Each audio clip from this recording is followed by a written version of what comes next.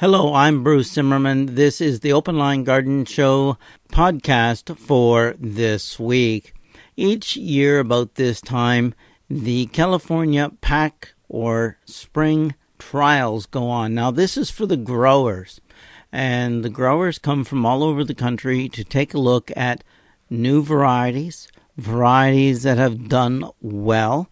They're presented by the different companies that did the breeding, and they've been growing on to show them what they can and cannot produce in their garden centers, or even just sell as well. So a lot of garden centers will also participate, as well as the growers. Occasionally the media goes, and sometimes they're available, or sometimes they're open to the public. In this case, the California Spring Trials, there was a lot of great plants, both new and just very, very high quality, good plants growing and on display. Some of the ones we're going to cover are bidens and cannas and chrysanthemums and coreopsis, so there are quite a few. They're not in a particular order. These are just some of the more spectacular of each type of plant. So bidens, most people look at what looks like a yellow chrysanthemums, where actually it isn't. It is a bidens. It's a plant with yellow flowers, compositae, looks like a chrysanthemum, has the high center like a chrysanthemum or a Shasta daisy, but of course is much yellower, and at the same time a nice compact rounded plant. Now, the new one from Duman was Rapid Double Yellow.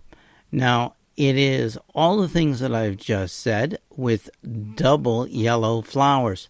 It's really great in the fact that each petal is slightly frilled. So this is one you should go and take a look at for your garden. Then there's Calibrachoa, and this one is called Candy Bouquet.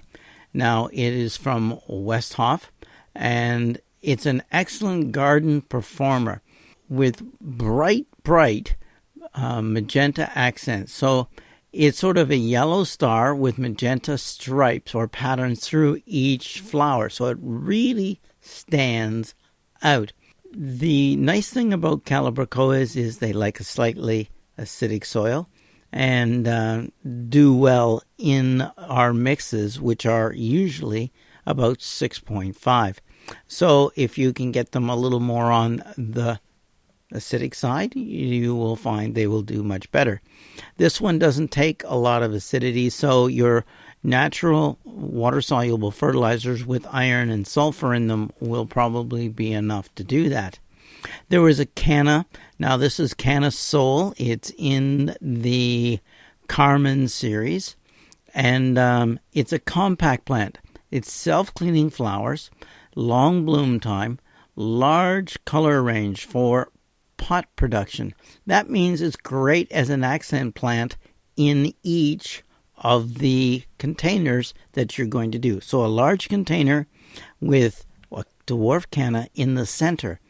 And I really do like them. Of course, they are from Duman, and they are part of their Red Fox line. I'm growing this one in my garden this year, and trust me, it really is performing to my way of thinking tremendously well. And the nice thing is, when you've been around and gardened as long as I have, it's nice to find a canna that you can really like. Okay? They're all basically the same. They do the same things, etc., etc. This one I do like. Now, there is another one called Canova. It's from the Canova series. It's yellow. It's going to get 4 feet tall. Now, that means it's really a little taller than the Canna Soul series. And it's from Ball. It is good in the landscape market. Now, the nice thing is that it's versatile, it's strong, it works well, and in containers, So you'll need a 2-gallon pot for this one to perform. So you want to buy this one as large as possible. You can get them as small as 4 inches, but in 4-inch pots, and up to 2 gallons. But the bigger the pot, the bigger the plant, the sooner they perform in your garden. So I would recommend larger plants. When it comes to chrysanthemums, a lot of people go, yeah, chrysanthemums. Chrysanthemums, in my opinion, should be used as more of an annual than as looking for a perennial. There is 6 different colors in the Jassoda family. Now, these are Belgian mums from GrowLink. They come in purple and 5 other colors. They do well for summer in a shaded condition. So it's suitable for pot growing in small containers, which is kind of nice. In other words, they don't get big and wide and open, but and then eventually perform. These are small, compact, and early to perform in the garden. The other one from the Duman Fides is Sunbeam. Now, Sunbeam is in the collection of Mystic mums. Peaches and Cream is sort of the color that this one is. It did flower in early September. It's bred for large decorative flowers. It has this nice combination of color, retention, etc. So you've got the tips a different color, usually on the pink, with the center being more a little paler and towards the white, with, of course, the yellow stamen centers. With Coreopsis, there's a compact Coreopsis. This one does not stop in the middle of summer. A lot of Coreopsis do. It's from Skagit Gardens. It's called Little Bang series. It's compact. The flowers are large, long blooming. Daybreak is one of them. It's a single red with a vibrant edge that will reach plants up to 10 inches in height. So they're single flowers, yellow with a lot of red in them, and of course the yellow button eye. Nice plant, nice contrast in the garden, sort of a red and yellow. And everyone will go, oh yeah, it's a Coreopsis, but at least it's got some nice colors to it. Now there's a couple others. Begonias. Now I'm growing the big varieties now, but from Duman, I believe. Now what you'll find is there's also a big pink green leaf begonia from Benaries, and it's a self-cleaning. It has 3-inch blooms. Now we're talking about a fibrous begonia here. So when we're talking about big, we're talking about big. It grows in a wide range of climates and soils, sun or shade. This is the begonia that's going to fill a pot. And you're really going to like these ones. These newer, bigger varieties are excellent performers in containers as well as in the garden. Make sure that you do provide, in my opinion, really good soil, consistently moist but well drained, not moist, because again, you're dealing with a begonia. There is another begonia. It is called Bossa Nova Red. It's from Flora Nova. It's a bedding plant that basically is a nonstop bloomer. It's, of course, red.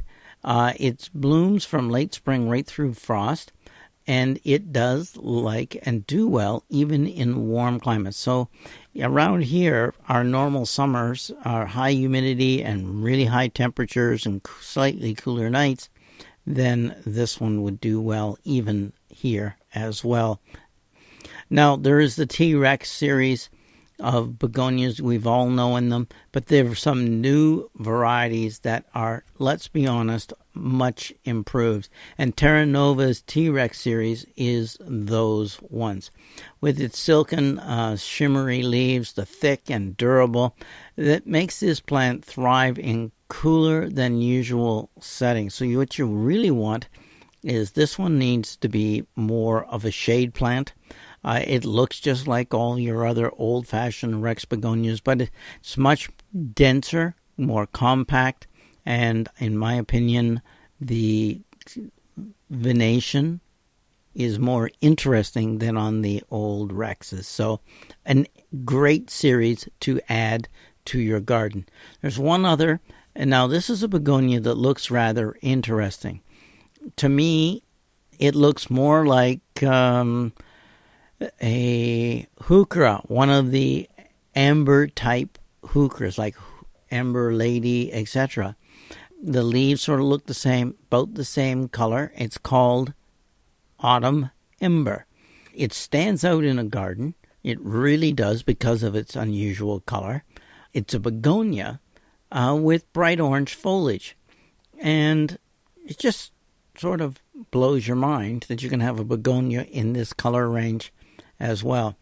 I don't know if I would really use this one much in the shade or in the sun, because I think you're going to need some sun for color. So it may be what you'd call east, not afternoon hot sun.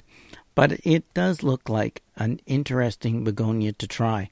It piques my interest, and that's sometimes very hard to do. I'm Bruce Zimmerman, and this is the podcast for the Open Line Garden Show for this week.